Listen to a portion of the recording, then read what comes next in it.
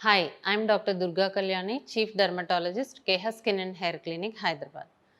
మన దగ్గరకు చాలామంది మినాక్సిడిల్ వాడి రకరకాల ప్రాబ్లమ్స్‌తో వస్తుంటారు. అంటే వాళ్ళు సోషల్ మీడియాలో చూసి వాళ్ళ సొంతంగా మినాక్సిడిల్ వాడి కొంతమంది పడటం లేదని, కొంతమంది ఎక్కువ హెయిర్ లాస్ అవుతుంది అని, కొంతమంది ఎంత వాడినా జుట్టు రావడం లేదని, ఇలా రకరకాలుగా చెప్తూ ఉంటారు. అసలు ఏంటి మినాక్సిడిల్? ఎలా వాడాలి? ఎవరు వాడాలి? ఎంత పర్సెంటేజ్ వాడాలి? ఇవన్నీ ఈరోజు మనం తెలుసుకుందాం.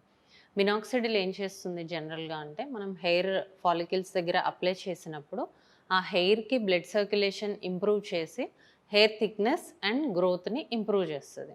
సో, ఈ మినాక్సిడిల్ అనేది 2%, 5%, 10% ఉంటుంది. ఎవరికి ఎంత పర్సెంటేజ్ వాడాలి, ఎంత డోస్ వాడాలి అనేది పర్సన్ టు పర్సన్ డిఫరెంట్‌గా ఉంటుంది. సో, అది మీకు డాక్టరే సజెస్ట్ చేయడం ఉంటుంది. అండ్ వన్స్ మినాక్సిడిల్ యూజ్ చేసిన తర్వాత, ఆల్రెడీ డ్యామేజ్ అయ్యి ఉన్న హెయిర్ ఏదైతే ఉందో అది రాలిపోయి కొత్త హెయిర్ అనేది స్టార్ట్ అవుతుంది. అంటే ఉన్న హెయిర్ థిక్‌నెస్ అనేది తర్వాత స్టార్ట్ అవుతుంది. సో, ఈ ప్రాసెస్ జరగడానికి 6 వీక్స్ టైం పడుతుంది.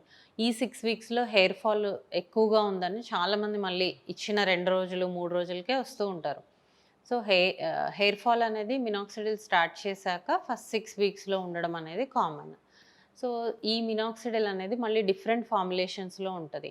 కొన్ని స్ప్రేస్ ఉంటాయి, ఫోమ్ ఉంటుంది, liquids, alcohol free, alcohol based ఇలా రకరకాలుగా ఉంటుంది. అంటే కొంతమందికి కొన్ని మాత్రమే సెట్ అవుతాయి depending on their skin sensitivity. So, ఇది కూడా మీకు డాక్టర్ ప్రిస్క్రైబ్ చేయడం జరుగుతుంది. సో, ఈ రకంగా మినాక్సిడిల్ మనం యూజ్ చేసినప్పుడు రకరకాల ప్రికాషన్స్, రకరకాల పర్సెంటేజెస్ ఒకళ్ళకి వేరే, ఇంకొకళ్ళకి వేరే ఉంటుంది. సోషల్ మీడియాలో చూసి మీరు సెల్ఫ్‌గా యూజ్ చేయకండి. అండ్ మినాక్సిడిల్ వాడుతున్నప్పుడు చాలామంది ఎక్కువ డోసెస్ అప్లై చేసుకొని ఓవర్ డ్రైనెస్, చాలా డాండ్రఫ్, చాలా ఫ్రిజ్జీ ఇలా కంప్లెయింట్స్‌తో కూడా వస్తూ ఉంటారు. సో, ఎలా అప్లై చేసుకోవాలి? ఏ ఏరియాలో అప్లై చేసుకోవాలనేది కూడా మీకు డాక్టర్ గైడ్ చేయడం జరుగుతుంది. సొంతంగా వాడకుండా డాక్టర్ కన్సల్టేషన్ తీసుకొని స్టార్ట్ చేయండి.